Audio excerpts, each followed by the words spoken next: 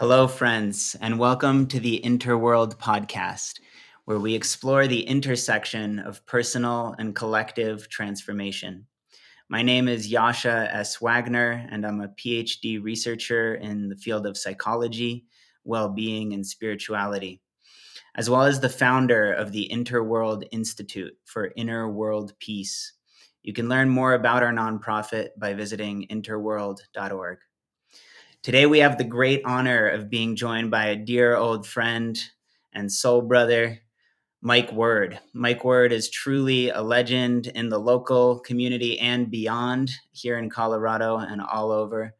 I've known Mike for many years, and I could not be happier and more grateful that Mike is one of our first guests on this Interworld podcast.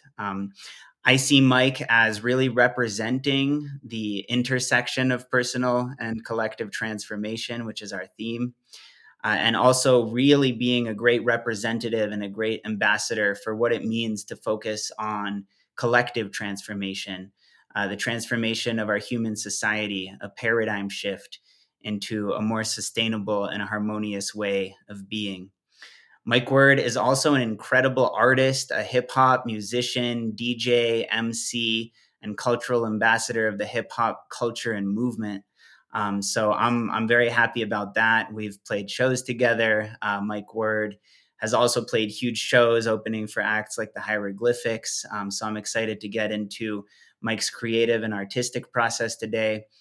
And then Mike is also a permaculture design teacher, able to provide certification for other permaculture designers, an expert in architecture, green building, earthships, and just building community movements in general. So we'll get into many more details over the course of the podcast. Can't really do it justice with a short intro. So without further ado, here's our conversation with Mike Word.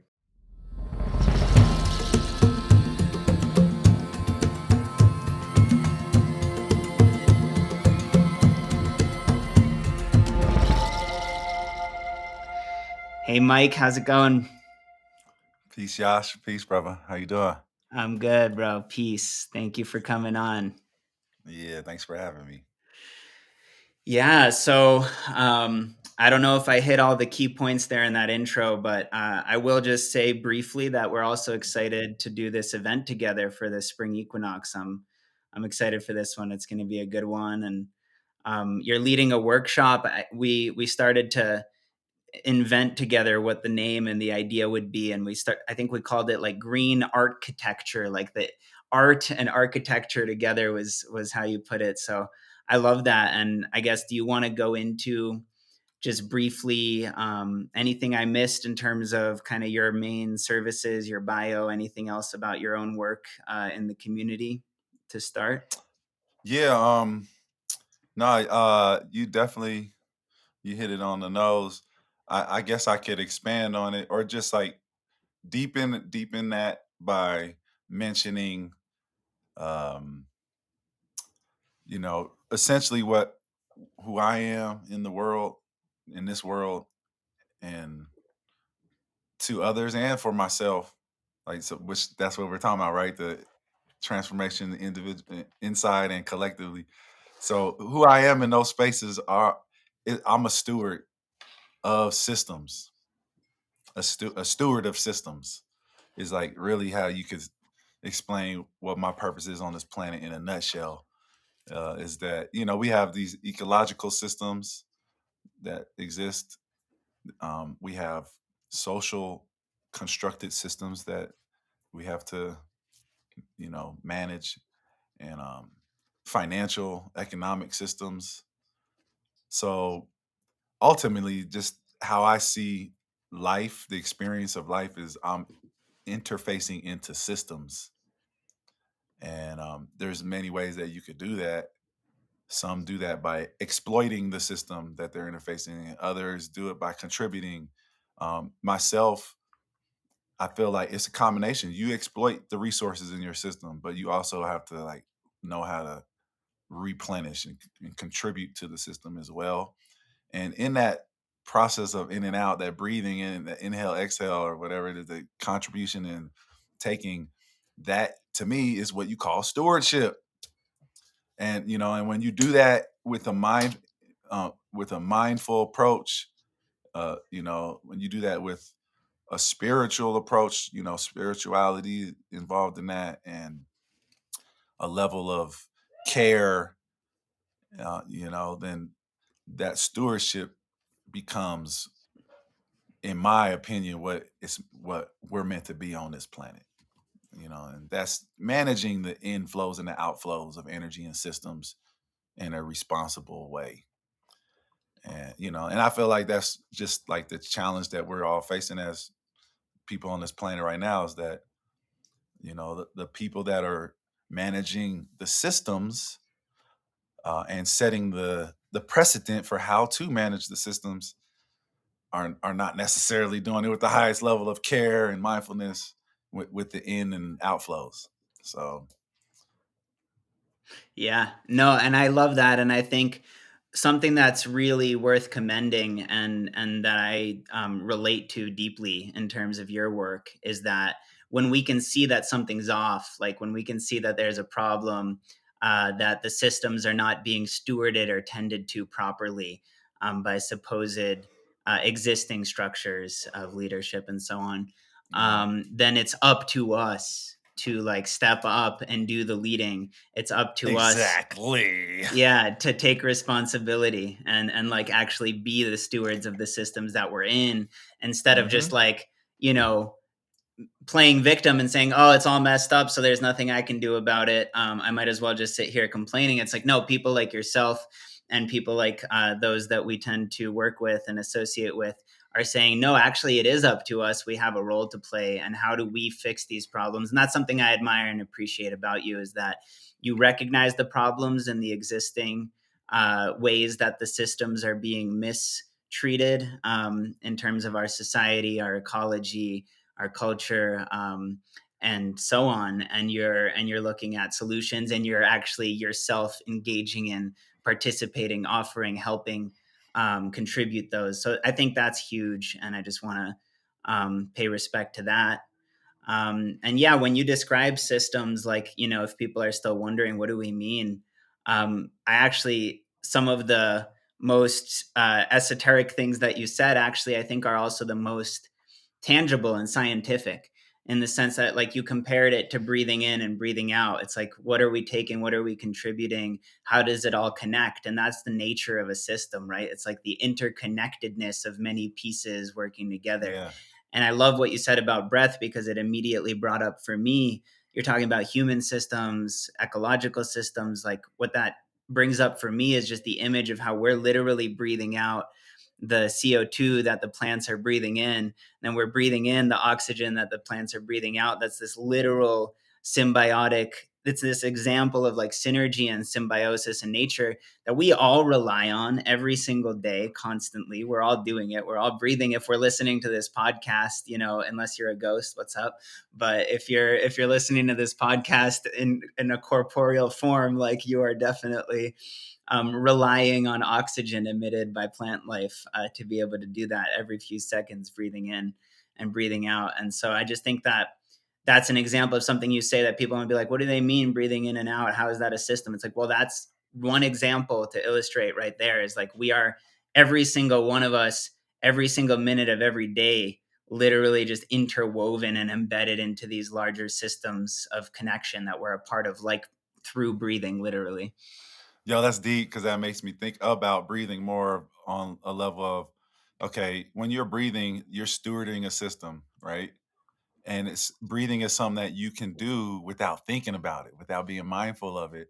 And that's, to me, like, it's an analogy of our society right now. It's like we're naturally gonna steward systems. It's gonna happen whether you're thinking about it or not. The point is, there's people that do breath exercises, right? And they intentionally put their thought on their breath and the way they're breathing. And that's the next level that society, we're like being pushed into. It's like, all right, yeah, you could breathe and just steward systems without thinking about it. And you see what happens when you do that. Yeah. Now let's go to the next phase where you actually put your attention on, you're breathing, something that you don't have to put attention on because it's going to happen no matter what. But when you do, what happens? Can it improve the system? You see what I mean? Can Yeah, yeah. it affects it. You, like you're saying, we get to take an agency in it now, something that you don't necessarily have to because it's going to happen anyway, but you do have that option. And when we take up that option, we're able to do some cool things on this planet. Yeah, yeah, for sure. Yeah, and I love it's almost like you're describing that whether it's a metaphor or we mean it literally, like on every level, you Hmm. can scale up or down. You could look at the microcosm of just how we Yeah. breathe.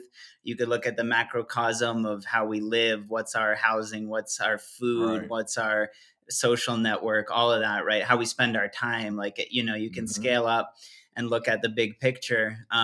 What do we do for work? How do we, relate to others, family, friends, right? So there's many different layers to what you're speaking to, but you're ultimately saying that at all of those scales, at all of those layers, it's about how. It's like we're going to be The living either intention. way. Yeah, yeah, we're going to be alive, we're going to be dependent on systems either way, but how do we bring ourselves to the table of that interdependency? How do we choose how we're showing up for that? So it's like the quality that we're bringing there, the awareness that we're bringing, just like you can breathe unconsciously and just take for granted the fact that there's this osmosis happening with the trees and the plants, or you can be grateful, you can be conscious of that, and you can make choices that are aligned with that awareness, Right. at any scale. So I love that. And it's Yep. pretty funny too, because you started talking about breath control, breath work, and that brings up for me like the other side of our podcast, which is about personal transformation. We go into wellness, we go into spiritual practices, all of that. But what I love about it is that it's also a segue to the artistic process, because you and I both know as MCs and performers that there's a whole element of breath control, even in various aspects of for example, a hip hop concert. So maybe that would be a fun little segue just to diversify our topics here for a few minutes at the open of the podcast and touch on many different realms that we'll go deeper into. So why don't you share a little bit about just your relationship to the hip hop movement, what hip hop is all about in your view, and just your experience? Because I know you've, as I mentioned in the introduction, you've opened for acts like the Hieroglyphics, which I think is pretty legendary. And I've organized some larger concerts as well for various artists. So and like to write as well. So I think that it would be fun to just get into hip hop. How do you see that connecting? Because I'm sure all of these things are interconnected. So what's your backstory and vision of the hip hop movement and art form? Yeah. Yeah. So the way that connects for me is uh when I was a teenager, I I was an athlete, right? I played basketball. I still hoop. I love hooping, but I had hoop dreams, as you know, when I was a kid. And those that didn't work. That didn't work out. So I was in college in Seattle, and I got to give a shout out to my best friend Kevin Johnson. He passed away when we were 18, and he was a hip hop head. He was like a graffiti writer and just a music head. Like he is cultural. He knew about the cultural stuff. And at that time, I was still just a jock, like a high school kid just trying to hoop.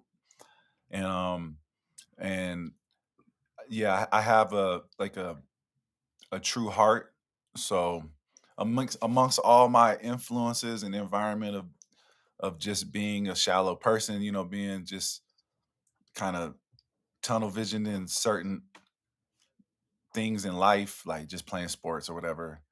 Um, it took people like my friend Kevin kind of, shocking us by making a transition to the ancestor realm, for me to kind of like become more aware of like just that there's more to life, you know what I mean, than just the little tunnel vision I had of it.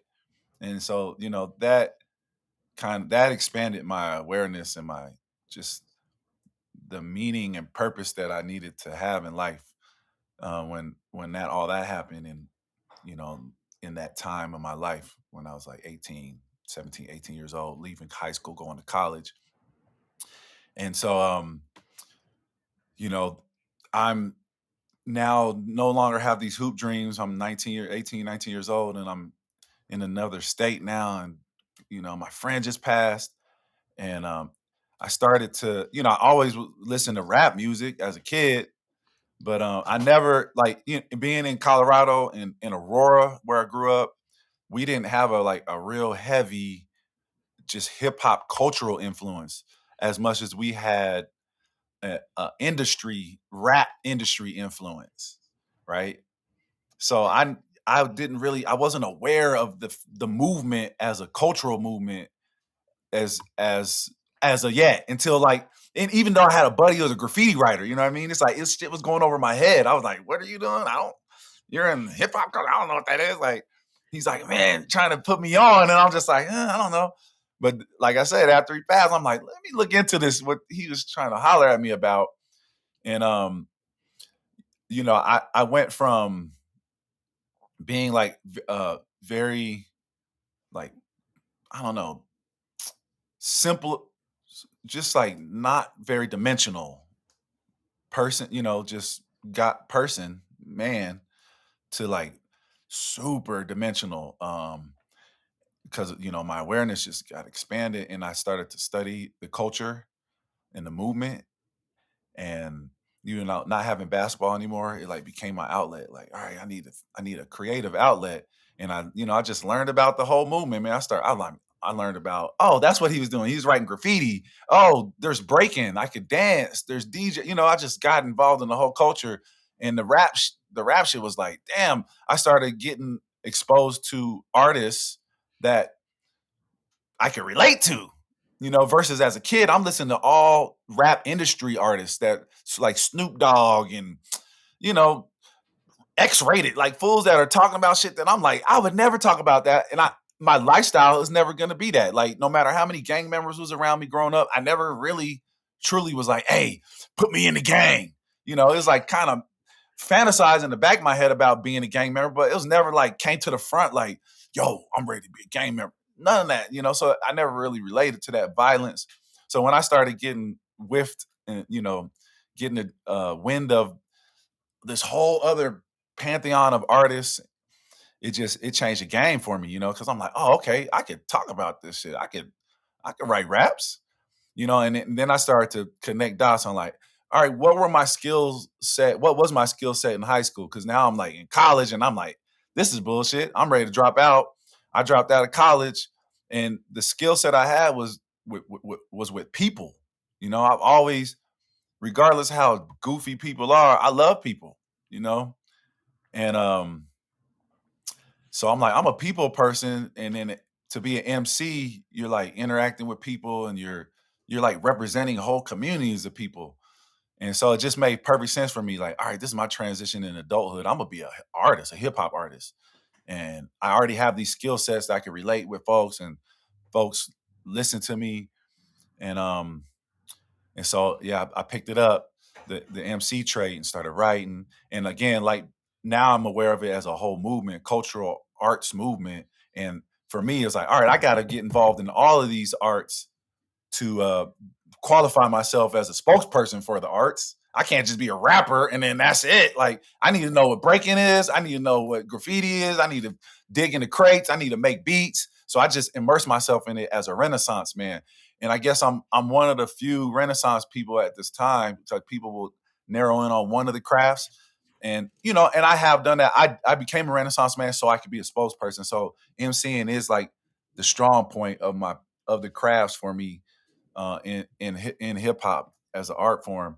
But because I took on all that, now it's like I am starting to take agency and in my own life and start to actually take the reins and design and create, build, make my own existence, and not based off somebody else or somebody trying to give me opportunity. None of that. It was I got into freaking researching, and I got into the practice, and I developed it, and no one could do that for me. I had to do that, and so that gave me that power, that empowerment, that we design our own lives, we create our own realities, and it just, over the years, it's just more and more reinforced.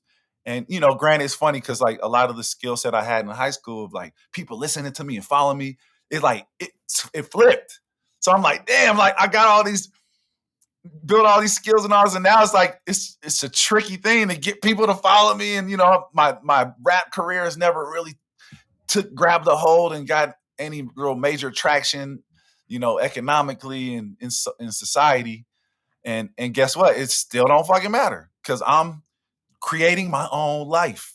I have the power. I'm empowered to create who I am, and my legacy. People, they know a real motherfucker. Excuse my language. They know a real. I'm an authentic, real creature. I'm not like some manufactured, contrived personality based off all the influences I've got from the outside. I took all them outside influences and it informed me on how to be true to myself. And that, and I get that that's like a going against the grain in economics, in finances and in just the society at large, and status quo in society is to not be like that. You gotta like try to find fit in and this and that. So it's not always been good for business, but it's definitely been good for my soul and like making alliances with folks like yourself, Yash, and just knowing in my heart that I'm doing the right work, and I'm living my purpose regardless if it ever gets recognized by the people of this planet. They'll the work is the work. It's gonna stand on its own regardless. So Hey, yeah, we recognize you, bro, and we are the yeah, people. yeah, Yeah, that's it's the real, it's like you said, what's real, what's authentic, and I think it's the grassroots, it's the local, the communal, the underground, and that's a worldwide movement, and it is a yeah. network, Mhm. and we all have our own unique role to play in that. But I see you as being a lighthouse, a beacon of success, because I think that so just to kind of define some terms here, who for folks who may be listening and less familiar with hip hop, I think you're really outlining, like when you're talking about rap industry and you're differentiating that from culture and movement.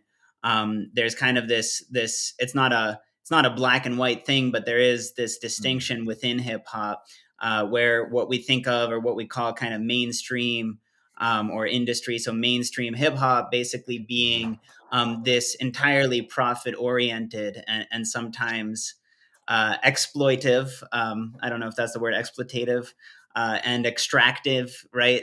So I don't know if Mhm. I'm making up words here, but that's what we do as MCs. So yeah, basically a mainstream industrial approach to rap that, and as you mentioned, one of the things that kind of mainstream rap industry has done is kind of extracted particular aspects of the movement or culture kind of out of the larger context that they're a part of, like rap, right? So like Right, taking emceeing, or even rap, which is sometimes differentiated from emceeing as like a, this slightly more surface level. And that's right. kind and it's interesting because you were talking about your own personal transformation with your friend who passed on, and it's like even that you described as, when you said like not a super dimensional person, or like just a Right. simple man, Yeah, like yeah. I think what you're getting at is on the personal level, we also have this like depth, right? There's this depth of realness that we can get in Yeah. touch with. And I think that's what you're calling super dimensional, is like when we're Yeah, real yeah. and then we go into the depths of our being, we're not just playing a role anymore. We're not just kind of like Exactly. unconsciously putting on an act.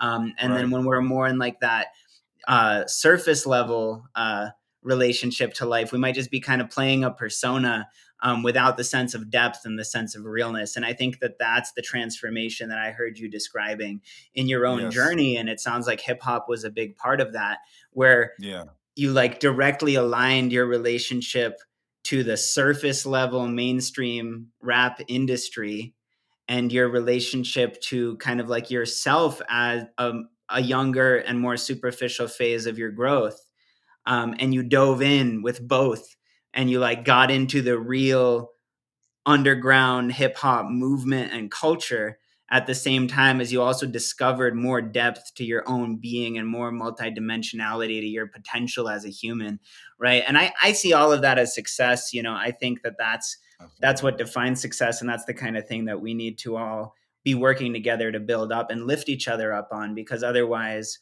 something like the mainstream rap industry, what it does is just like, so underground original hip hop, at least according to teachers like KRS-One, you've got MCing, DJing, graffiti art, breakdancing, and then sometimes people roll beatboxing in with MCing. Sometimes you've got like this fifth element of street knowledge or self knowledge, self determination.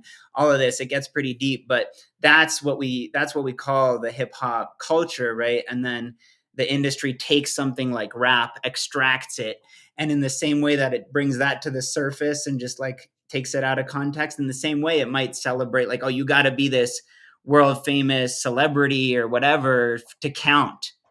And it's like, Right. I don't think that matters, because like you yourself, I mean, you've got a family with how many kids you got? For You got 4 kids. We'll get into that, family life, all these things. That I'm not yet blessed to have kids, but I'll say, like, from what I've studied, from what I've heard as a psychologist, et cetera, like people talk all the time. Some of the most successful people I know and have read, it's like you could win a Nobel Prize, you could be a global celebrity, whatever. It won't be as valuable as having a family, right? So it's like yeah. there's much deeper and realer forms of success, and I think that you've really demonstrated that and achieved that, and making your family not only your blood family but tribe, local family, national, international. And I think that's probably a good segue for us, into your work with Youth on Record, and any other kind of movements or projects you want to mention, because I'm not familiar enough to give a full breakdown on what Youth on Record was or is, or what your role was there. But the reason I'm bringing it up is I think it's a great illustration just to keep the conversation, kind of driving into these different areas of interest, where, we started with breath work, we got to emceeing and hip hop, and now it's like, beyond just being a performer on a stage or on the mic, like what does it look like to build community? What does it look like to get organized and also empower others? And I think you've done a lot of that. And so why don't you share with us a little bit, like the story of Youth on Record, what your role was, what they do? I mean, for someone who just has no idea, how would you describe it? Yeah. Yeah. I got a unique angle into that situation. Oh, okay, okay. So, Youth on Record started from the Flowbots, which is, they're a band in Denver, a hip hop band in Denver. And, we all came up together. They're about the same age as me. And, we are just like, we, meaning like me and like the cats I roll with in the hip hop, like other hip hop artists that are, I guess considered like crewmates of mine or whatever. Like since the late '90s, the early 2000s, we've kind of been running the Denver hip hop community as some of the I don't know what like the raw artists, like the raw cats that are like just yeah, like we've been talking, just underground, not necessarily globally celebrated, but the ones that are got their finger on the pulse of the culture. The ones that we created the pulse of the culture in Denver. Like literally. Like there's no culture if cats like us didn't start participating and organizing opportunities for people to come together. You know what I mean? Like nobody was doing this stuff in Denver when I was 18, 19 years old. Really, like there's kind of, but not really. You know what I mean? So we got together and we created events and we did certain things that gave a sense of community, hip hop community in Colorado and Denver in the early 2000s and in the late 90s. And so cats like the Flowbots were able to benefit from that, and feel more culturally relevant because it was like some real hip hop shit cracking off in Denver. And so that's how we've been always looked at, like them as like the real heads. And so there was like this tension because, you know, at a certain point in hip hop, it was like so divisive around like the purists and the, you know, the the newer stuff. And I liked how you mentioned it's not so black and white now. And that's come with some evolution of understanding how this stuff works. It ain't so cut and dry like the purists and then the ones that are it's all nuanced like crazy.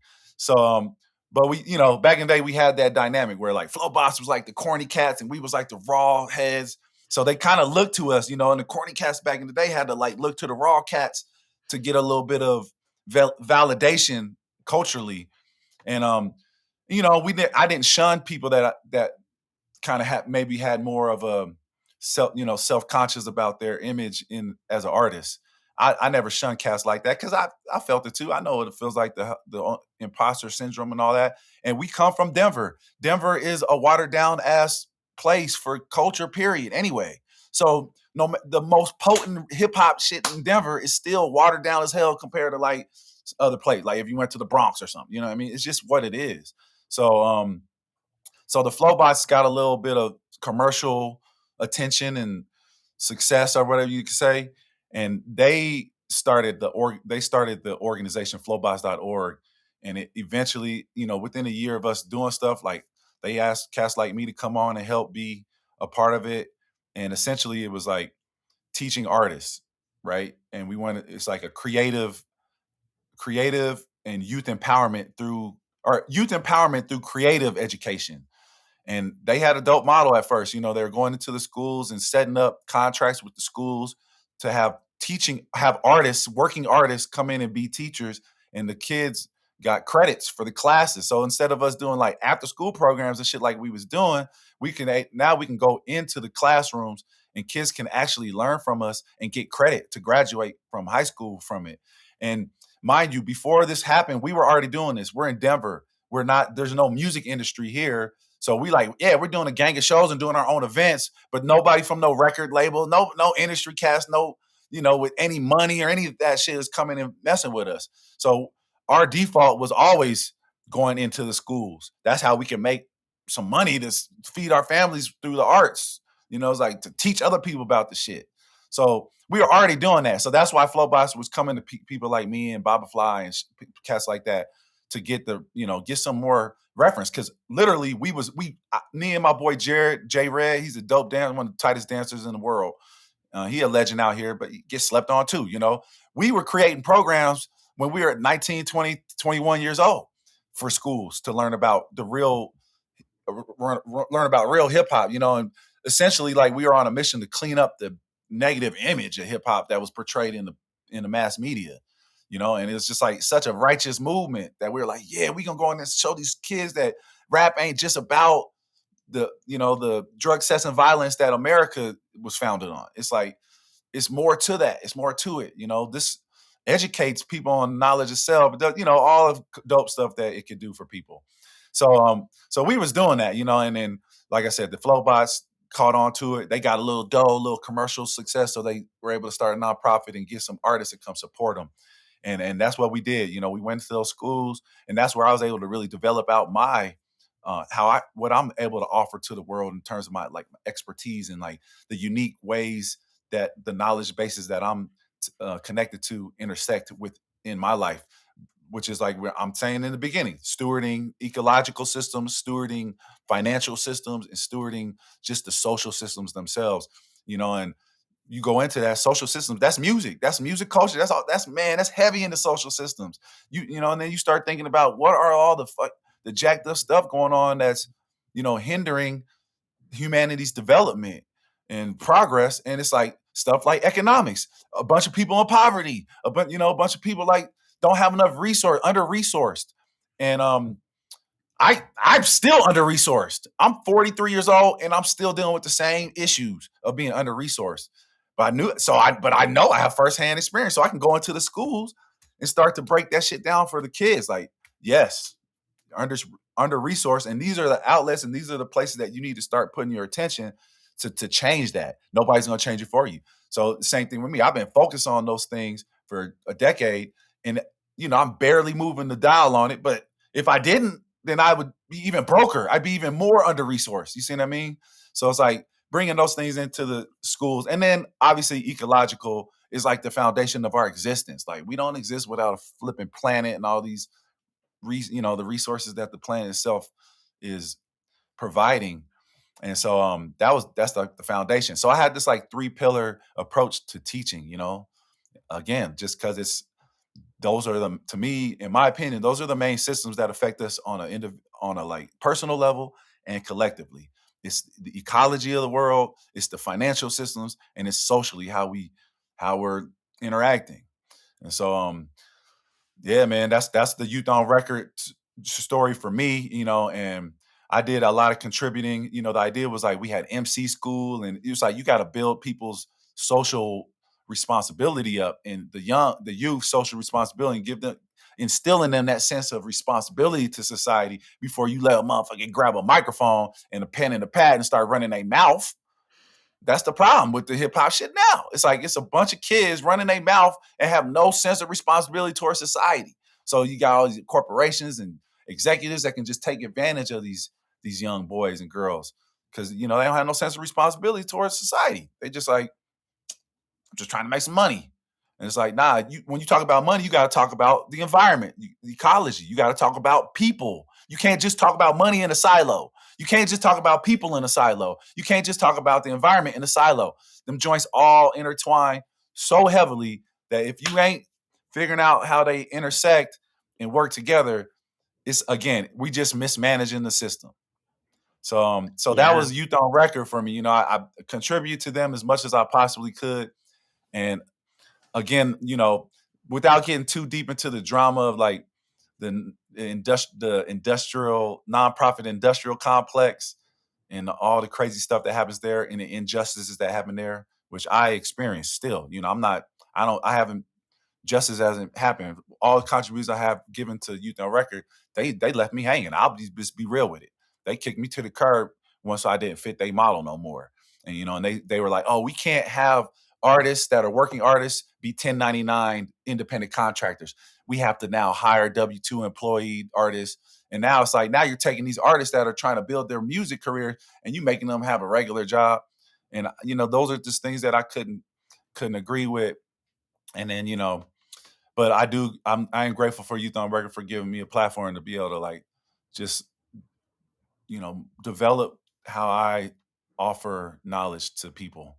And Yeah. high school kids are a perfect little bunch to drop knowledge on. Yeah. Yeah. So it was Yeah, for fun. sure. It was fun. I But man, actually, yeah, I feel you. It was probably a decade ago, or so that I discovered, and this is pretty much the only contact I had with Youth on Record, but it's when I was still at Naropa, of all places. hmm And I think it was Molina Speaks, who I haven't stayed in yeah, touch with, but he brought the class out there, and I think you showed up and you did a rap about permaculture because of some permaculture like yeah, destination retreat you'd organized, and it was hmm dope. So that was one of my early contacts with you.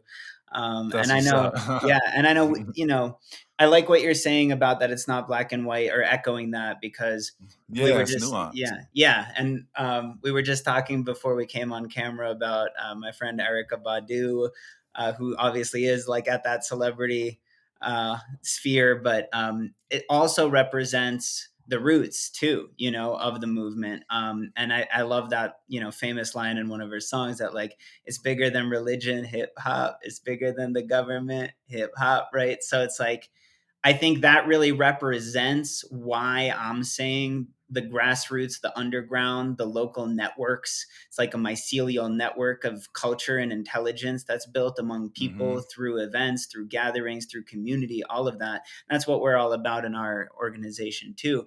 Um, it's Absolutely. like it's like that's how we actually can sort of infiltrate and transform systems, and sometimes that's more powerful. That's like a higher level of influence, ultimately, than any It kind it of like, it yeah, it really is like literally like the Erica Badu's of the world, they got their knowledge and they're from cats that you don't know, that you yeah, never heard of. right. So it's like that's how it always gonna be like. So, And you whenever when you see a yeah, hip hop artist and you never heard of them, you should be curious. When you see a figure, a public figure in your community and they're not very popular, they probably behind the scenes of most popular people you do know. yeah, yeah. And you That's said, me. yeah, You know what I mean? for sure. It's all kind of famous people that they got juice from your boy. You know what I Yeah. mean? Yeah. I didn't get juice from them. They got the juice from me. Yeah, yeah. Well, and that's why we're So trying to platform people like you as much as yeah, we can, doing our little part, as we also grow things like this podcast and so on. yeah, absolutely. Um, and I think that, Shutescott actually is another example of someone we both know who I think of Hmm. when I think of youth, I think of hip hop, and especially the intersection. And I think Shu better than me, and I don't know what he's up to these days, but I know that it's a good segue into exploring some more about your connection to uh, the environmental component and some of the other work you do, some of the other educating you do, beyond music, beyond hip hop, arts, and so on, and even these community movements that we're talking about. I think we could probably segue into that. I haven't asked you yet Hmm. what it was like touring with Hieroglyphics. I know you were saying that they influenced Andre 3000 and other Right. artists. So I don't know if you want to mention that before we get into the environmental and ecological focus and so on. Yeah, yeah, that definitely. We could talk about that a little bit. And most of the things that I have to talk about, they have a edge of controversy to them. It's just naturally like it's hard for me to just sugarcoat shit and just like make things seem like they're just so awesome. It is dope that I had an opportunity to go on tour with Hieroglyphics. That was so dope. They are definitely like that's a group of artists that pretty much all of the MCs in that group I I like learn from, you know what I mean? And have inspired me, and I admire them. I think they're quality artists, you know what I mean? Versus like there's a lot of artists I'm like, ugh, this shit cannot stand that motherfucker. It's only my opinion, but I can't stand. But Yeah. them, it's like, dang, I really like them a lot, their art. So when I got the opportunity to go on tour with them, it was it was an honor, and and I'll take responsibility. I just I didn't have all the tools to like fully take advantage and leverage the opportunity to like further what I was doing. And so, I went on that tour and I had to come out of pocket. And that's something that I want to mention. I want to mention that these cats, even Hieroglyphics, they just took my dough and that was it. They're like, yeah, give us some money to help us supplement this tour and then we'll let you be an opener. And that was essentially the situation. I had already done a song with Opio where I just randomly reached out to him on Instagram and he was like happened to be in Denver like the next day or something. And he's like, and I had access to the Youth on Record studio at that time, so I can bring people in there and record.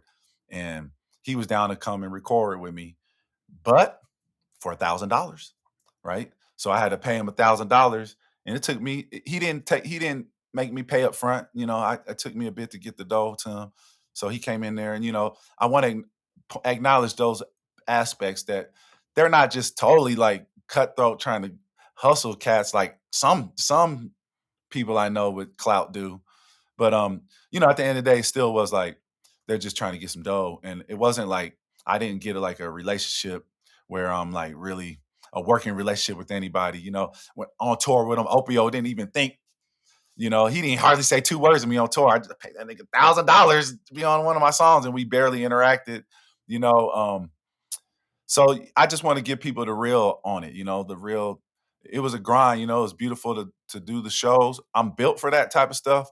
Like I could do a lot of shows. I don't need a whole lot of sleep, all stuff like that. That don't mean you're supposed to and it's good for you, but it's just, those are points that frustrated me because I'm like, damn, I'm built for this, but I've been on 2 tours in 20 some years, So that's where you hear from me, the edginess that comes from me, this has been my experience, and I'm not trying to necessarily sour anybody's taste in their mouth from all this, but just to be real, just to show people and be transparent with what it's like, especially like some young kids that might hear this podcast, 18-year-old, 19-year-old, 20-year-olds that are like have the similar visions that we had to want to develop an artistry and a movement off of that.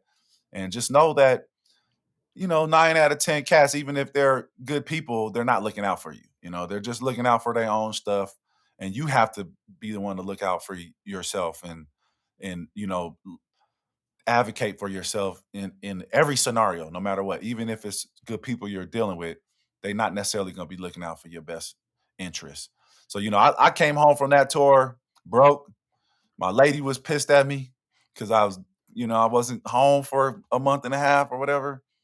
And none of them dudes really chop it up with me too much. Hmm. Sometimes I get a little interaction with Tajay, on some real estate stuff. He got a retreat in Panama. They know who I am. It's like we're acquaintances.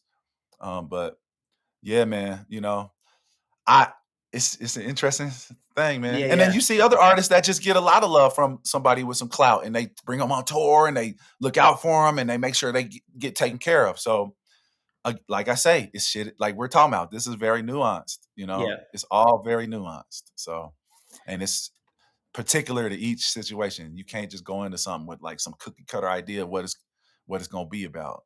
You got to be present, man. You got to be present in this world in every moment, or you gonna get caught up. Telling for you, man. sure. You know what I mean? It's like Yeah, yeah, shit. yeah, for sure. Yeah, Yeah. Well, so I think, I was mentioning we could segue into some ecological components, and then also beyond just the same way we're talking about the intersection of like social and cultural ecosystems with natural organic ecosystems.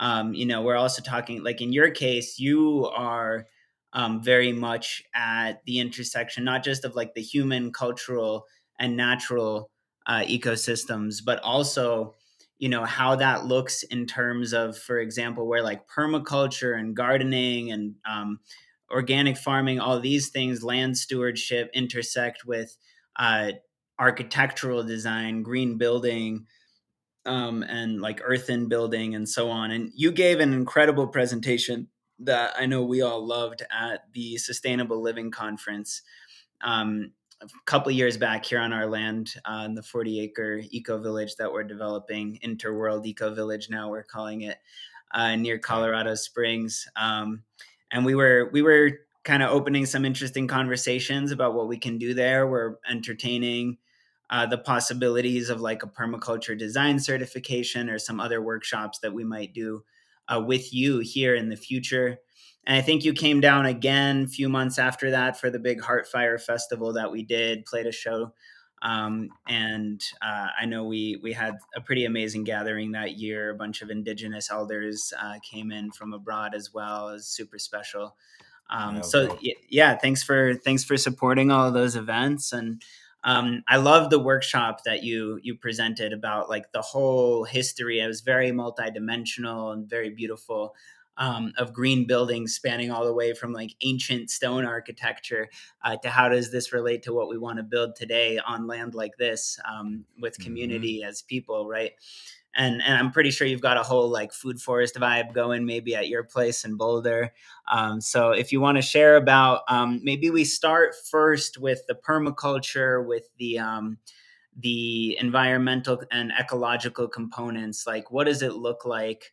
Well, for one, for people who are listening that might not be familiar, what is permaculture? What does permaculture mean? Let's define that. And then what does it look like in terms of like growing food, stewarding land, creating ecosystems, microclimates, whatever you want to get into, right? Regenerative, self-sustaining systems, all of that. And how that interweaves with the larger themes that we're exploring today with each other on the podcast. So we'll just start there, with permaculture, food sovereignty, all these things, and just hear what you got to say about that. Yeah, definitely. So just to continue on the spirit of hip hop and like how I'm engaged in it, I designed my own life with this, with the arts. So permaculture was just the next evolutionary step in that, designing your own life, and now you're doing it on with the larger scale. With the ecology, which, right, that's running things. And in the end of the day, fools could be make their little laws and do their little borders and all, and then a tsunami coming up, I'm gonna wipe everything out. Like, hey, how you doing? So nature is the boss at the end of the day. And if you try to go against the boss, what happens? You don't have a great time. So the idea is like align yourself with the true boss, right? Align yourself with the phenomenons of nature, the sunshine, the wind, the rain. Align yourself with it. Uh, the the earth and the mass, thermal mass. You know, all these scientific concepts, um, magnetism, use the rare earth minerals and stuff to like harnessing electricity, all that stuff, aligning with the forces and the phenomenons of nature is just it's common sense. Like if you want to be an idiot, then keep trying to go against nature.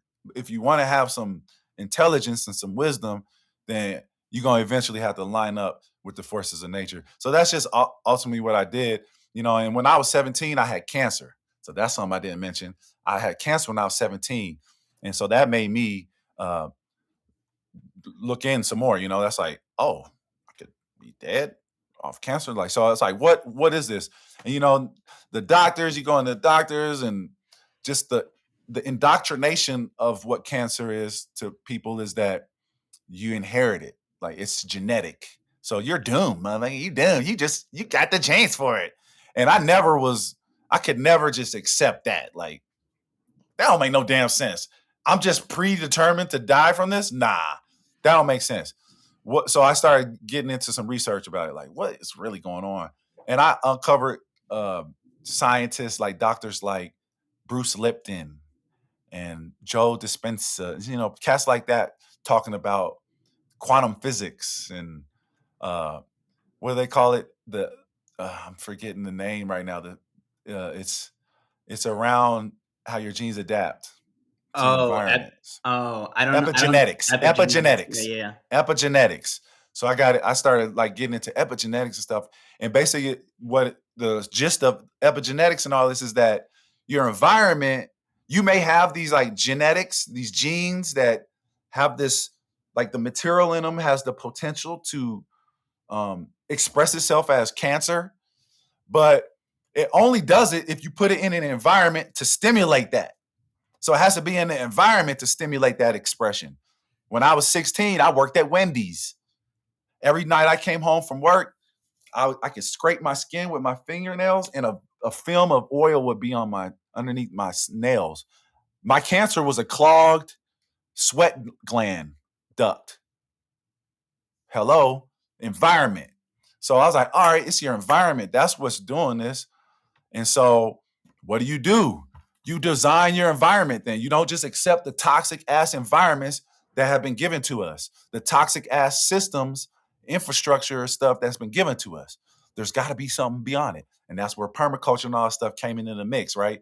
And basically, permaculture came from, uh, in this modern iteration, it was like these old professor dudes in Tanzania and uh, Australia and New Zealand area, right? That whole area of the world.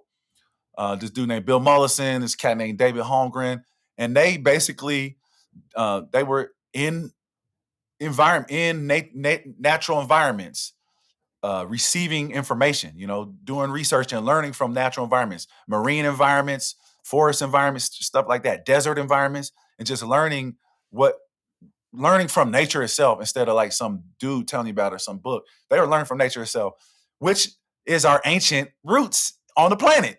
All the people on this planet at one point, before we had all this technology and all these weird things that kind of wedge between us and distract us from our direct connection to the source, we did these things. We just stewarded the planet and the natural resources and the elements and the movements of the planet. We stewarded that stuff. It's not something new. But these dudes in the 70s had to frame it in an academic way so that the new age of people could grasp it.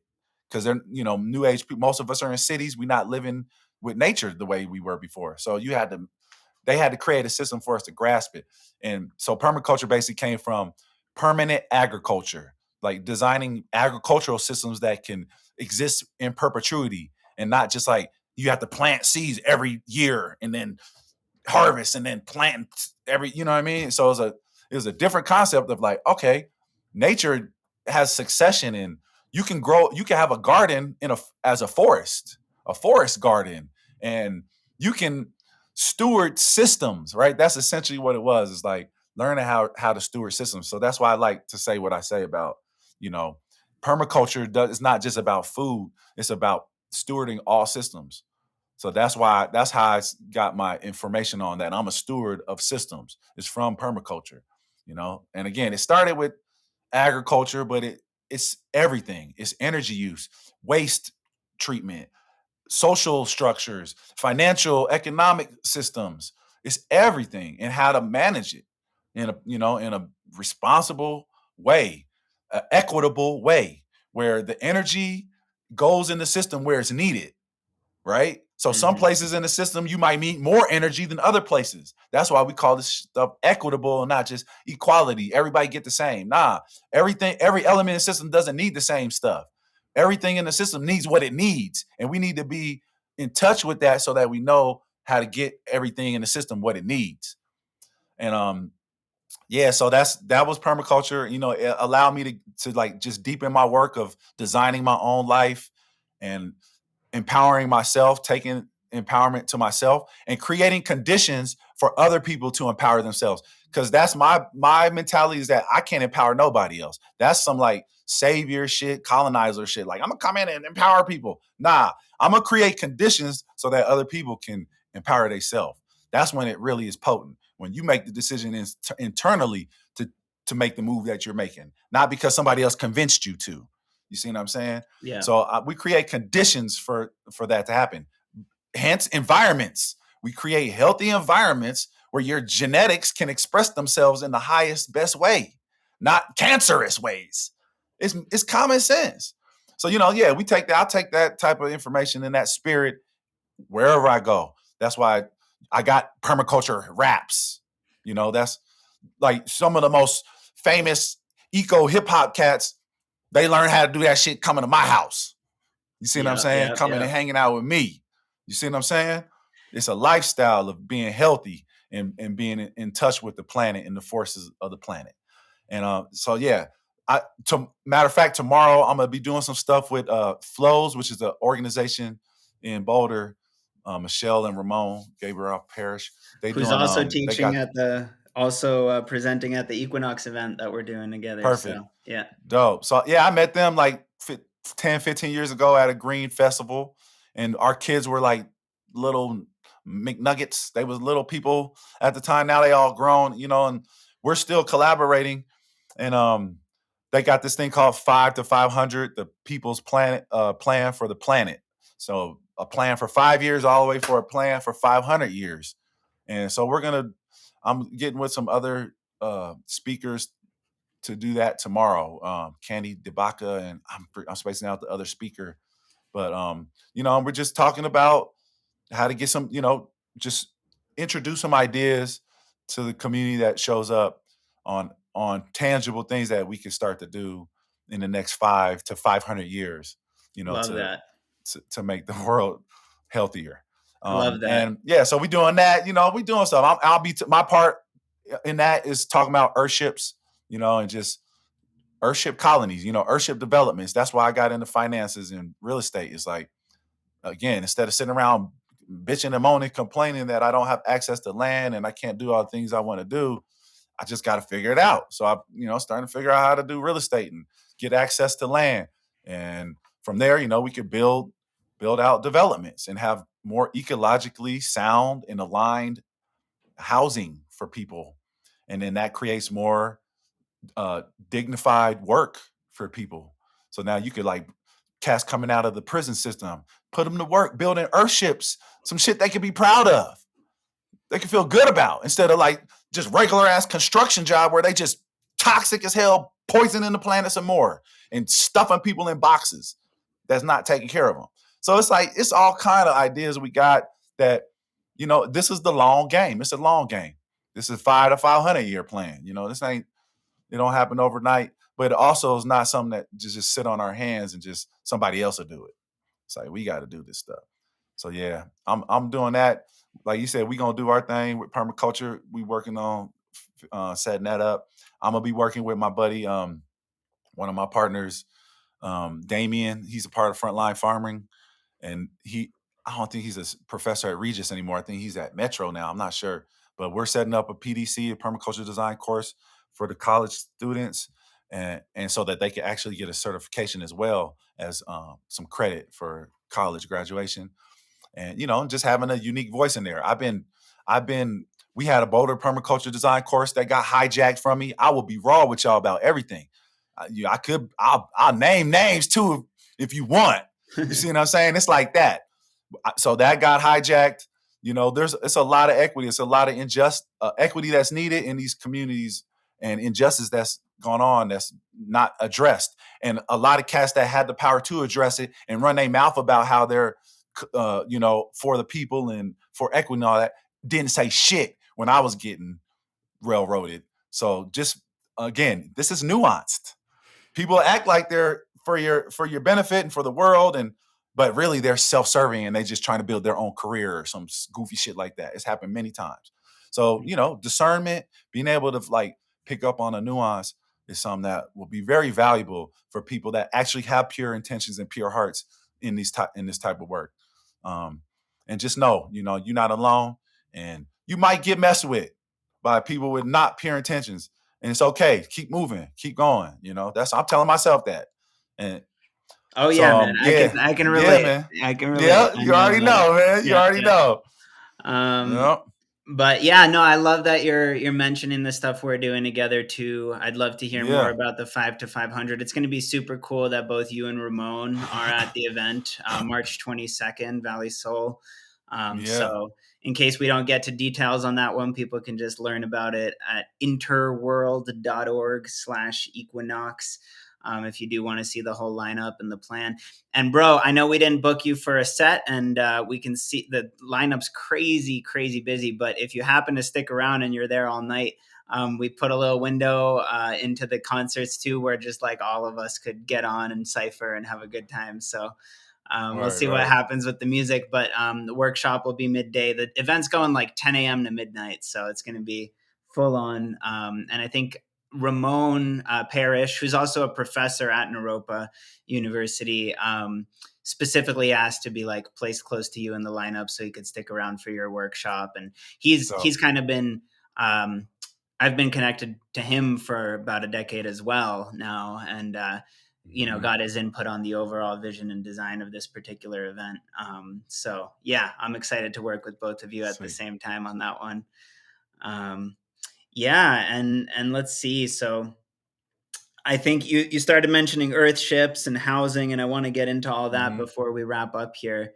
But just before we leave the permaculture topic, so you mentioned food forests or gardens that are forests and so on.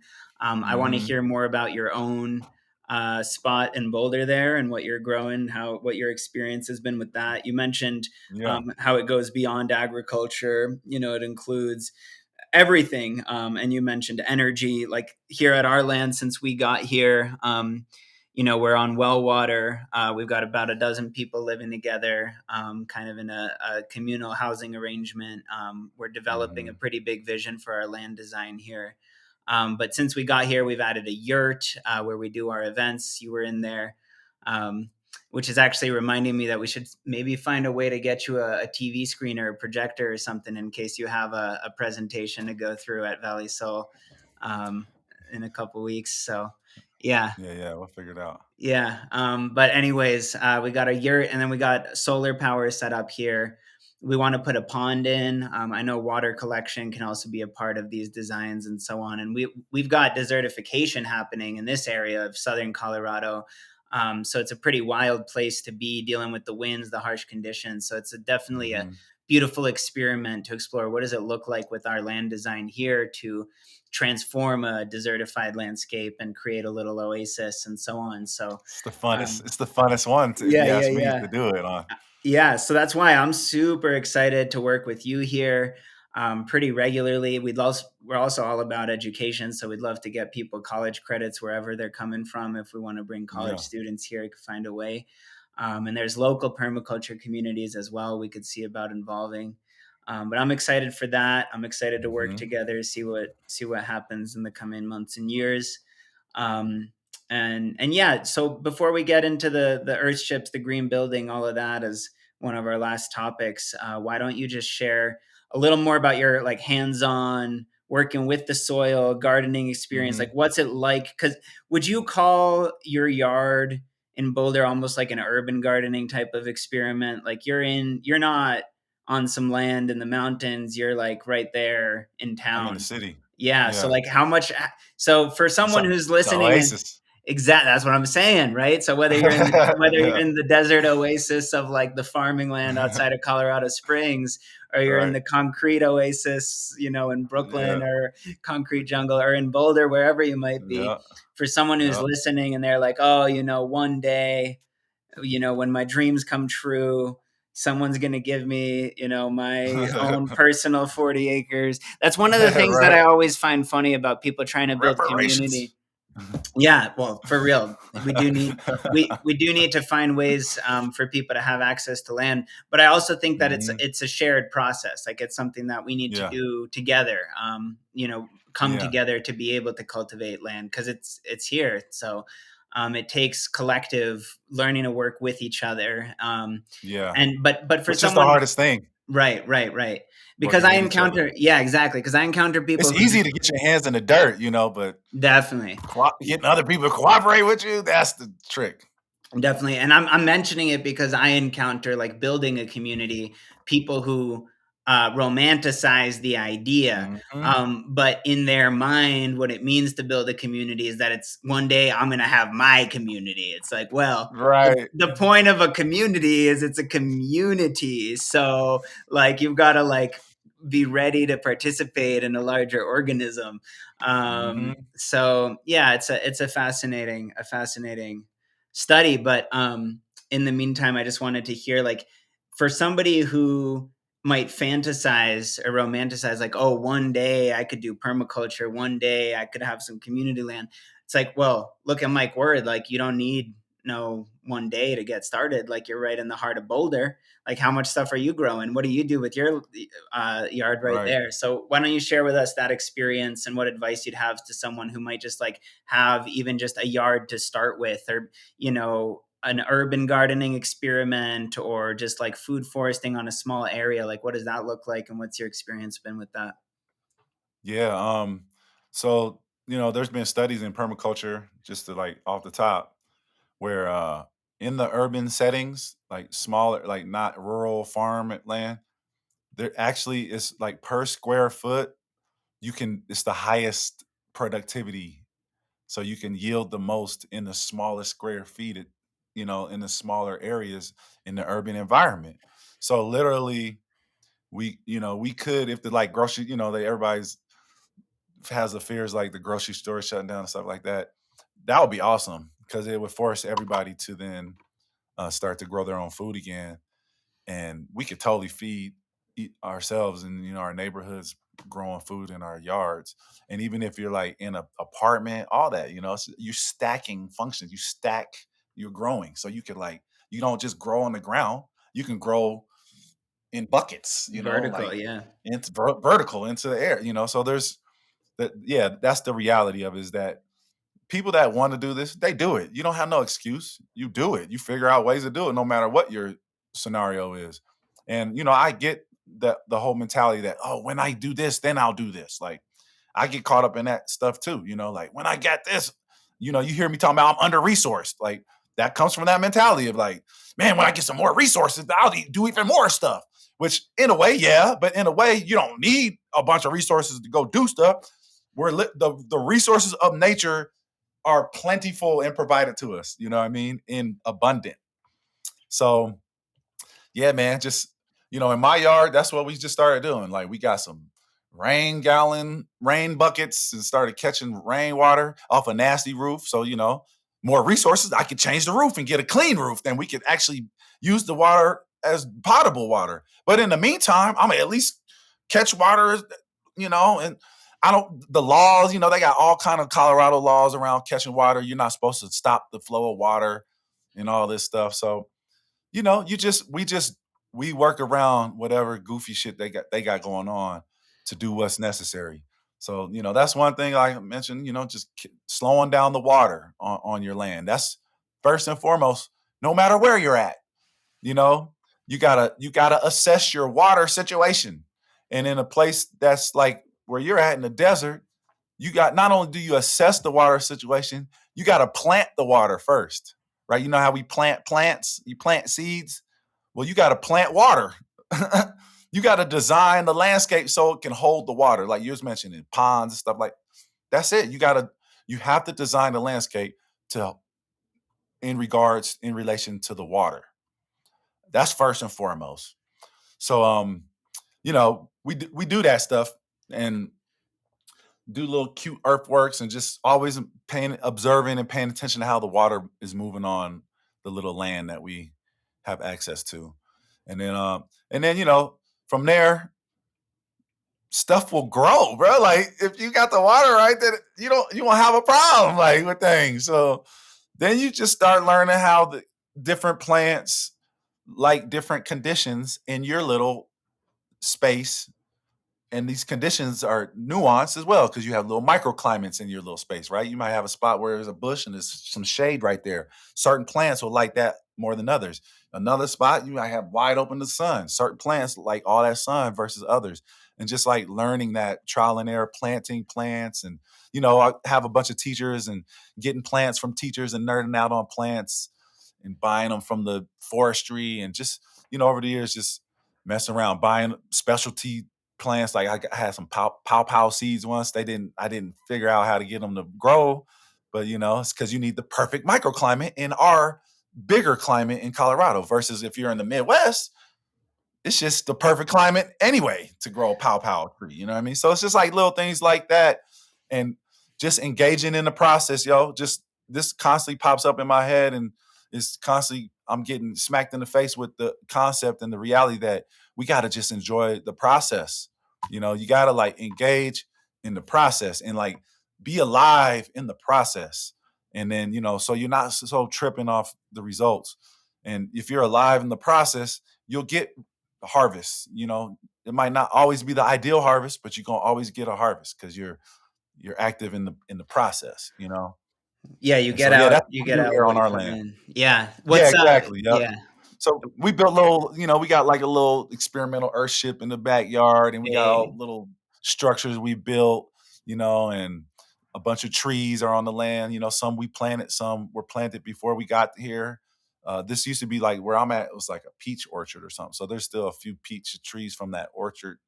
They're getting old, but then we're planting new stuff. Like I said, I brought plants from teachers sites and like comfrey and things like that and planted it, and it's still it's proliferated.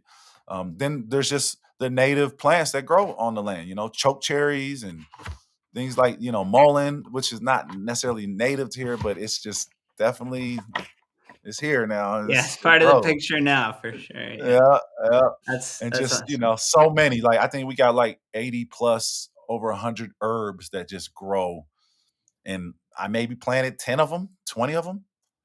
They just grow, Wow. Wow. and Nice. that's the idea here is like to just get systems where you get them moving and then they move on their own after that. And it's called succession. Yeah. And literally humans, so-called humans, that's our part in the ecosystem is to push along succession or hold it up. You know what I mean? Depending on what's appropriate for that site, that space and time. So like some places it'd be like a forest has grown and it's grown to as far as it could grow, but it can go further, but on its own it's not. It's just static. It's static now. But then you get some natives that come in there and start some fires and like stir up and disrupt that ecosystem, and now it has the opportunity to evolve to the next place in its succession where it wouldn't have done that without the human intervention. We're disruptors of the ecosystems. We're not supposed to be destroyers of it. It got perverted. Our role as disruptors of ecosystems got perverted into being destroyers of ecosystems. And that's goofy as hell because we're killing ourselves. That's the whole thing that's one of my little sayings is that our evolutionary process as people on this planet, we go from in this society, modern society we're in, we go from people thinking that we are working against nature. Look at all the damn houses that we all live in, the systems that are set up for food, all this stuff delocalized, right? Systems that make it seem like it's us against nature. The way we build our houses, like you gotta fucking pump all this fossil fuel and go dig up the stuff first. Then you gotta build a big power plant. Then you gotta burn all this fuel and get these turbines moving and pushing water and wasting all this water just so you can heat a house. That if you just opened up the damn south windows to the sun, you wouldn't have to do none of that. It's basic, basic stuff. So we go from working against nature, thinking we're all smart, to uh, still thinking we're smart working with nature, right? They're like, no, we're not working against, we're going to work with nature. Thinking you're smart until finally we humble ourselves to nature's intelligence and realize we are nature working. We're not working against it. We're not working with it. We are it. We are nature working. Yep. No, that's I think a great point to highlight right there, because we're talking about the interconnectedness, the ecosystems, the in and out, but ultimately it's all inseparable. It's so seamlessly woven together You that know what I'm and saying? in fact, even the topics we're touching upon in the podcast that might seem disparate all come back together through insights like this one, because we were just talking about, at the core of hip hop, self-knowledge. Like, what does self-knowledge mean? Who are you? What is art? That's you as nature, making more of nature through the Expressing it. artistic process. We are art. We are the artwork of nature, further Yep. naturing and arting itself, right? Yo, So it's it's dope. It's deep. really It's deep. dope. Yeah, and Yeah, it's ultimately fresh. it's like a finger pointing at itself, right? That's the spiritual level of it, is when we realize that everything, this is where the spiritual part comes in, Mm-hmm. mantras that mean thou art that. It's like that's what we're talking about. We are all of it. Yeah. All of it is the one self. So anyways, that's getting Yep. pretty far out, Yeah, it but gets deep, man. yeah, Yep. but I think we should touch upon green building and earth ships a little more before we end here. Mm-hmm. But yeah, so thank you for sharing about the gardens, and I guess it brought up a few different things I want to mention too. You're talking about our role as humans within ecosystems, and something Mm-hmm. this reminds me of is there's newer research showing something that, in a less conceptual, more intuitive way, I think many cultures and nations have known for a long time, which is that the way that we as Westerners, let's say, I'll, speaking for myself, have tended to look at things like the Amazon rainforest, things like the, different jungle environments, some of the most biodiverse climates and ecosystems on the planet, rainforest in the Northwest coast as well. So there's been newer research showing some of these environments, like the Amazon, actually have way more human influence than researchers previously were willing Bruh, to admit. I'm um, very glad you brought that up.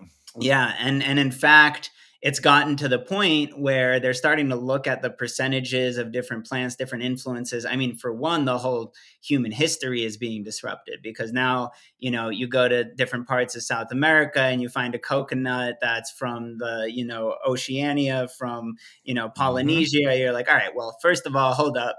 Like, we were told in grade school that, Columbus landed here and discovered. Right. Some It's like goofy it's like shit. yeah, it's just Goofy. not true. Like, if you even It's look at just not true. if you Right. look I mean, if you look at that history, the actual stories report that the natives, the Taino, who rescued Columbus's Rescue that ship mother. from near shore, spoke a bit of Shipwreck. Spanish. They were like already communicating with They them in knew the how to Europe. talk Yeah, to that yeah, yeah, fool. yeah, yeah, yeah. Exactly. So, Yeah. the history there is all out of whack. We Mm-hmm. now know there's been all Yep. kinds of cultures that came here over many thousands of years, long before Yep. that. The Yep. Vikings were in the Northeast. The Mm-hmm. Polynesians were bringing coconuts to the west Mm-hmm. coast of Central and South America. Like, we've checked this stuff, and now the story's changed.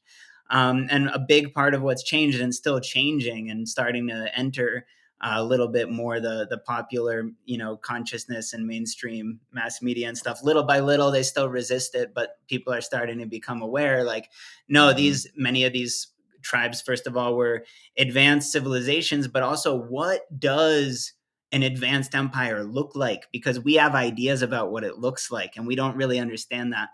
One of the things I love experiencing is like, I go to Chichen Itza in Mexico, and I'm driving to Chichen Itza, and I'm like, all right, so you're telling me that these like hovels of shacks that are breaking down and falling apart that I'm driving through right now are the modern height of technological advancement in society, and that giant mountain with ornate carvings of snakes made out of stone Right. towering like the entire modern city is like the size of that dude's house back there, which is a pyramid with like, you know, I'm like, all right, that doesn't really make sense. Like, it doesn't really Doesn't make make sense. sense. I'm like, wait, so Mhm. the modern advanced Western civilization I'm driving through got these like tin roofs that are falling apart on here, but then Right. right Right. behind that, the people that were here before that building stuff, they made that thing that's like larger than the White House, and it's just like What's going yeah, on here? yeah, What's really going on? yeah, Yeah. yeah. And I think that's on the architectural level, but on the permaculture design level, there's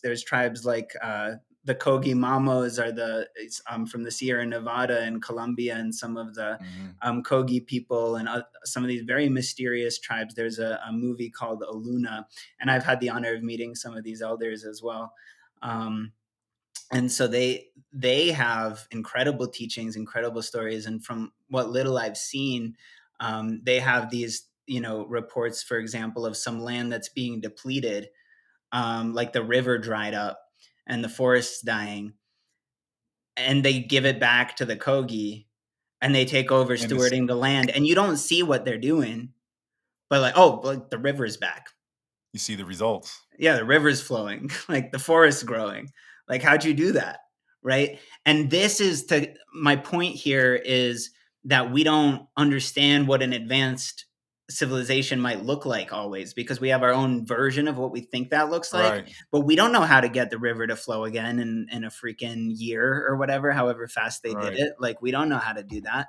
They did it Trying super to build fast. an AI robot to do it. Yeah, and they've got like ornate gold, like literally made out of gold, this beautiful gold work that they do with like the images of the species that belong in that area of the forest. So Yeah. like, and they bury them underground. And so thieves come and they like, they dig it up and they find like a gold parakeet that's like that species of that part of the forest, and they take it. Right. And the Kogi tribe are like, what are you doing? That has to be there. Like, that's part of Right. keeping that species and balance there. Like, they have a whole system that's more Yep. advanced than we understand Way more about advanced. how to keep those things going. And the new Yeah. research shows like, no, actually the Amazon rainforest, mostly man-made. Like, what does that It's mean? Terra Yeah, Preta. They built those soils. terraformed, like all the soil, the like markings in the soil from a long time ago under the jungle layers, different Yeah. They were geometric doing shapes. they were Yeah. doing shit like I said, Terra Preta, which is like Mhm. um it's like what do they call it? The coal, the Right, right. spacing The it out. black earth, Yeah, yeah. biochar. They Mhm. were doing biochar. So that's how they built those soils. They're taking the woods and burning them without oxygen, and it Mhm. creates this biochar that it has this surface area, like a crazy surface area. So then you put that into the ground, and now all the microorganisms have these perfect homes, like mansions to live in. And Mhm. that's what built the Mhm. soil is like the biochar, man. Yeah, they Yeah. did that. That didn't happen. And if you go to the Amazon, most tropical environments, the soils are very thin. The topsoil is thin because all the trees, it's never cold, so they don't have to go into like dormant stage. They're always awake, first off, and then like it's raining and like the all the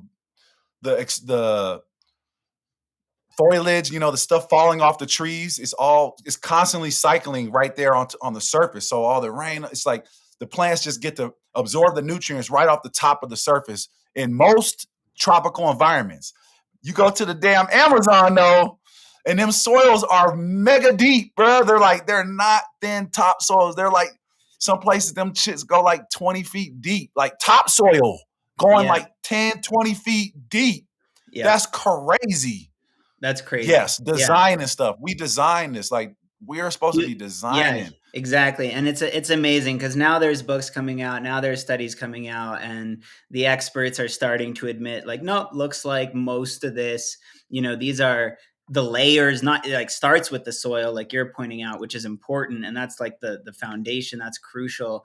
It's fascinating, this, metaphor of, like, soil and gold and fruits, like, these are all very alchemical images worldwide, Mhm. deep studies, our relationship to the mountain and terracing it and how to deal with the soil, all these things, very deep topics I don't think we can fully unpack today.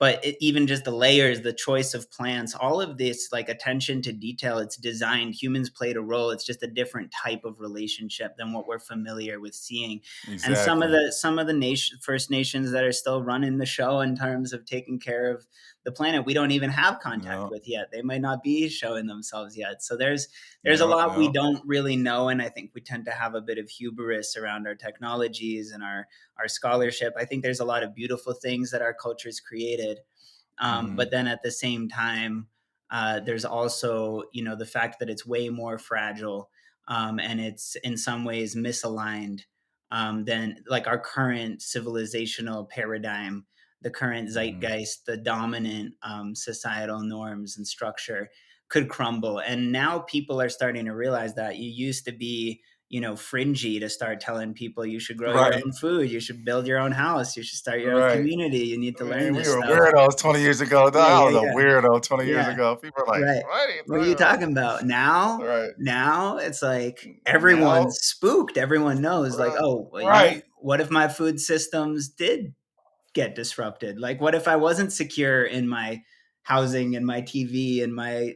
healthcare? Like, what does it mean to?" And this is another piece. You're talking about. And thanks for sharing your personal stories, like the cancer, the environment, how it's all connected. Like this is Mhm. how we get healthy. We eat food from the earth. We give back to the earth. We breathe in what they're putting out. We breathe out what they're taking in. Like we come Mhm. into harmony with our environment. We garden. We get active. We create, we Yep. become constructive in our Intentional mindset. relationships. Yeah, all of that, like our mindset, our habits, and our relationship with our food. This came up because you mentioned like herbs growing in your garden just by nature and native species. It's like, yeah, it's not just food, it's medicine too, right? So our whole system of medicine, medical care, like all of that's also connected to nature.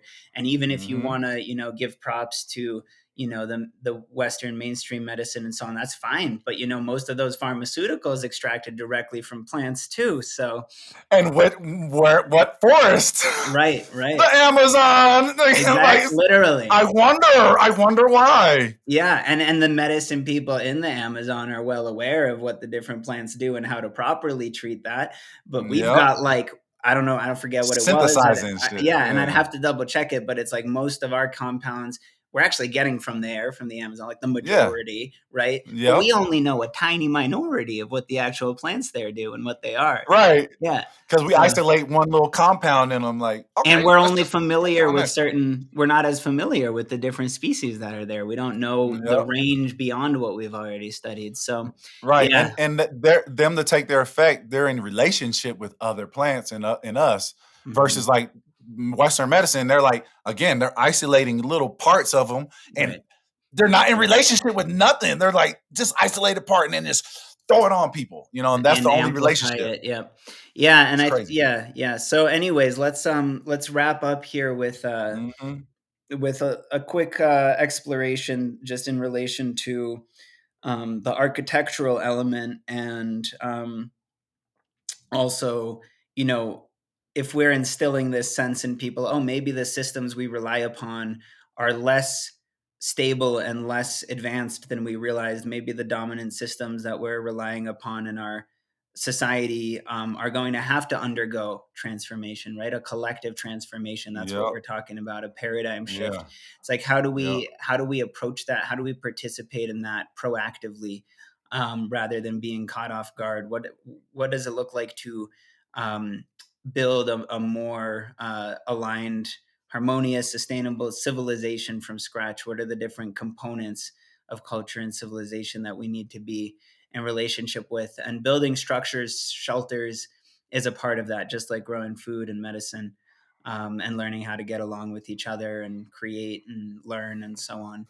Um, Hmm. so why don't we get into the structures, and this will be a fun test run, few minute brainstorm also for the your presentation on art and architecture. Green architecture is what I called it, for your workshop at the Equinox event. Yeah, the structures are, how do I put this? Uh, they're holding our energy, you know. So if the structure that's holding your energy is sick and misguided, then what? How do you think your energy is going to really operate? Hence, I'm still in this house is still like parts of it were built in the 1800s and they added on to it, and it's not the most toxic house that exists, but it's still like toxins. It's and then I wonder why I'll have challenges in expressing what needs to be expressed. There you go. It's like the structures that I'm in. So there's this book by student named Christopher Alexander. There's Christopher Alexander and a bunch of other people has co-authored it called it's a three-part series. So it's like the Oregon experiment, the timeless way, and a pattern language.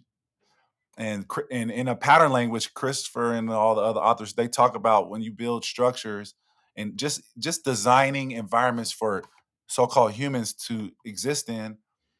How are you doing that? Are you doing it so that it inspires them to their like highest potential or something else? And he talks about how to do it to where you're designing things and you're building structures that inspire human intelligence, inspire us to be our best version of ourselves. And you need natural materials. That can't happen in toxic environment, heavy load of toxins in the environment. So that's, it goes back for me to like, yeah, when I did my research on cancer and all that and just epigenetics and how your environment is such a major role your in how you express yourself and how your genes express themselves.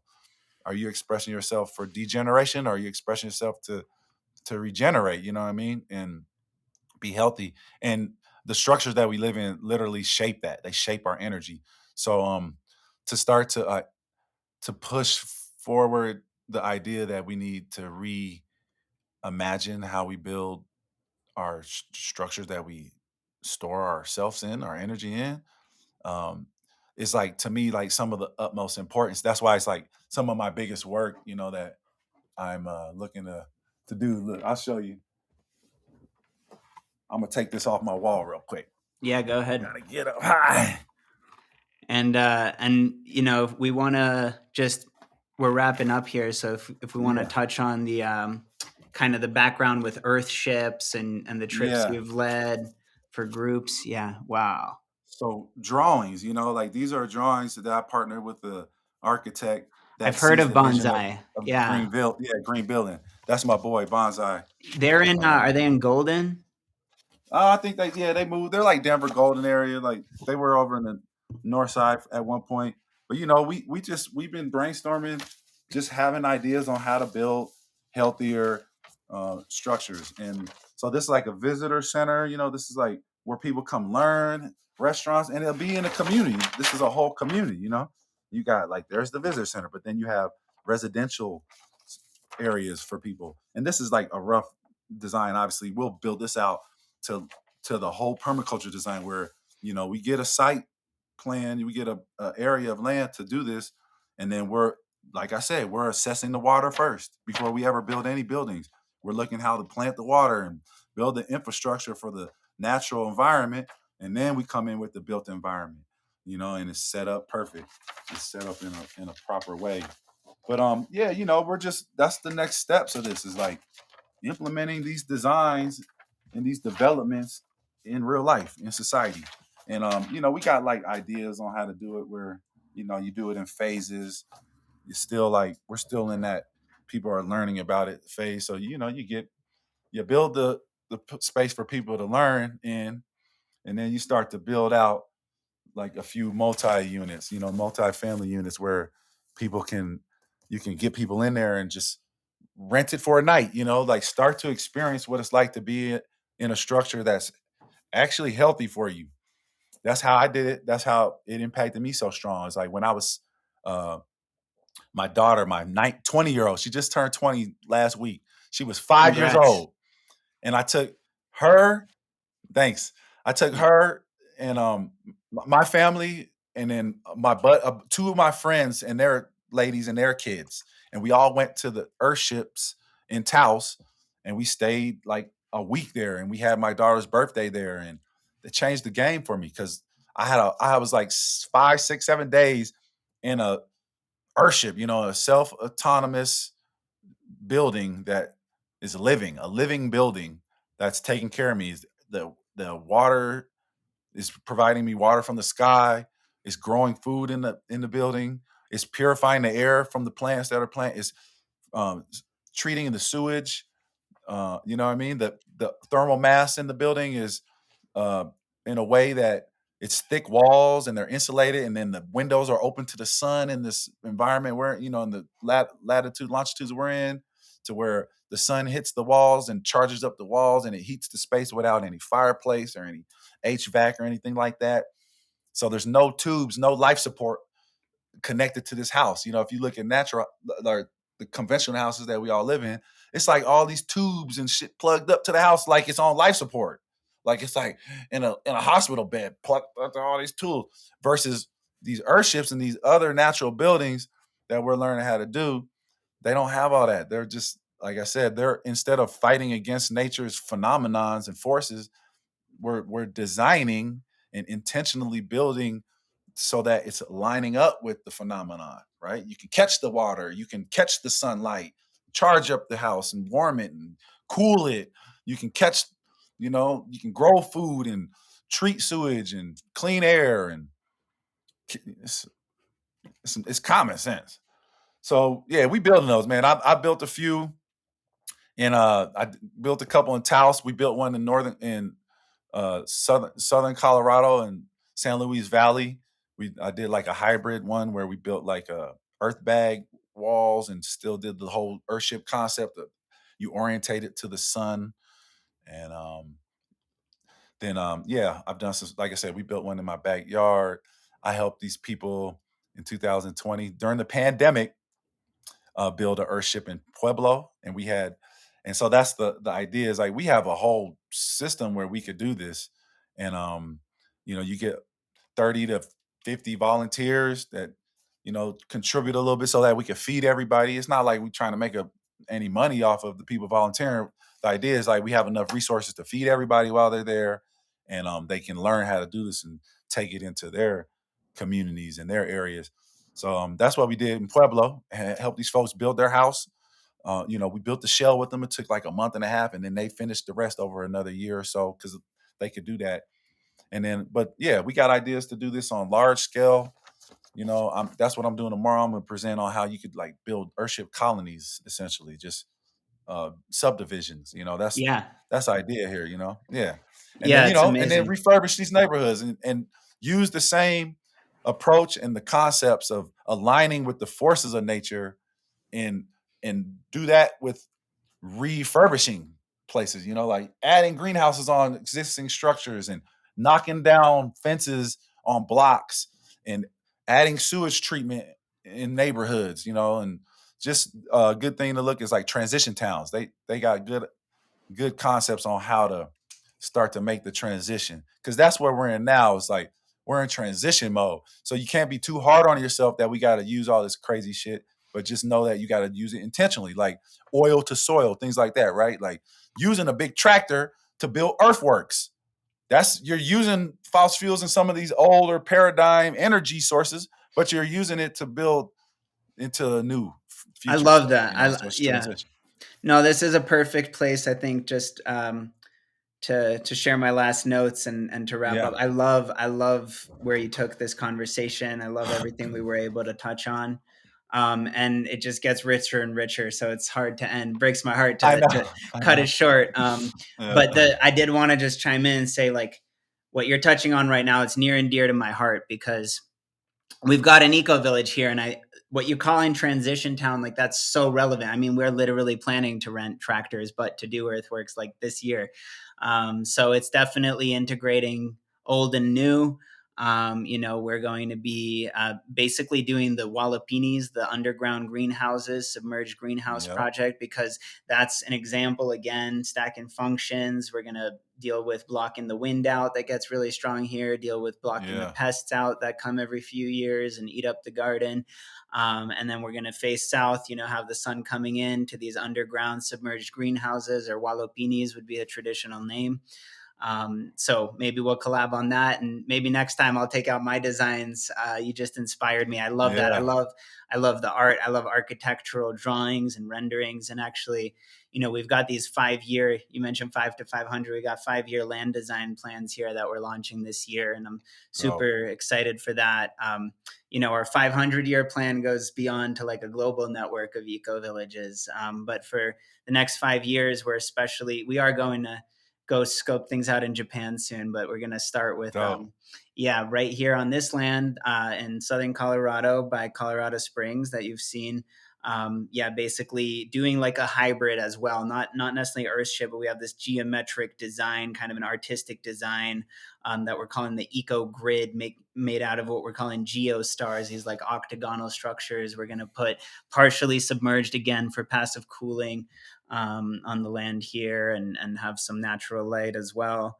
Dope. And it's going Dope. to be, and then we'll actually take the soil that we're digging out, the excavation into where we're building the submerged structures. We take the soil out to build there, and we're going to pile it on the outside of that geometric structure to create like this earth mound that'll also be terraced for garden beds, and like a whole operation, and flow back into the pond. So it would be great to get your input on the design. And we're working with this amazing artist that you would probably dig, Law Stewart.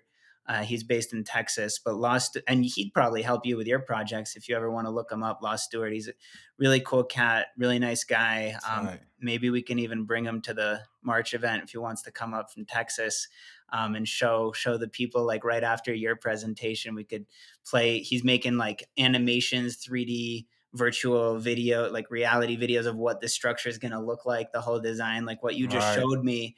Imagine a video In of actually 3D. going into it. And Yeah. so it's deep. Bonsai does that. They do those tours where you can Yep, put the yep, yep. VR on and walk So into the space. Yeah. yeah, That's dope, man. Well, yeah, man. And just like a side note, like the Earthship stuff, it is actually like Earthship is a trademark for the guys in Taos. right, It's biotecture, right? That's what we right, really call it, is biology and architecture together. And just that it has six main principles that you could use across, mediums, across materials. It's just having the thermal mass in place with the insulation, right, as the walls, and then orientating to the sun or away from the sun, depending on where you're at on the planet. Catching the water, right? That's something you do. Uh, treat recycling the water through the house, right? Growing food and harnessing solar and wind for electricity. And like those are the principles of biotecture. It's basically just handling all the major sustenance that a so-called human needs to live, right? And then if you have that in the house, just the house provides that. It's just a game changer, man. So yeah, yeah, imagine when that's a norm for society. yeah, Your yeah, house takes care of you. We don't have the wars. We don't have all the goofy shit going on that we got going on right now. yeah. Yeah, I love it. Thank you, Mike. It's Yeah. beautiful. And I think, you and I, through our collaboration, we take the biotecture, and now we start visioning, even more, how are we going to do the art, right? Like the weave the Right. arts into the biotecture. Yeah. That's what I'm Yeah. seeing. And then we get this like ancient future now, because you did a beautiful representation of the aesthetic and the artistic quality and longevity of the ancient times of earth Yeah. and Yeah. building when you were here. And so, and we're now inspired to also create like the future version of that with our experiments here. So let's keep exploring and creating. Yeah, I look forward to it, brother. Thank you for coming on the podcast again. Yeah, thanks for having me. Yeah. Thanks for doing this. I look forward to the other ones too. Yeah, it's going to be fun. And let's do it again sometime. Absolutely. All right, brother. Peace. All right, much love. Peace.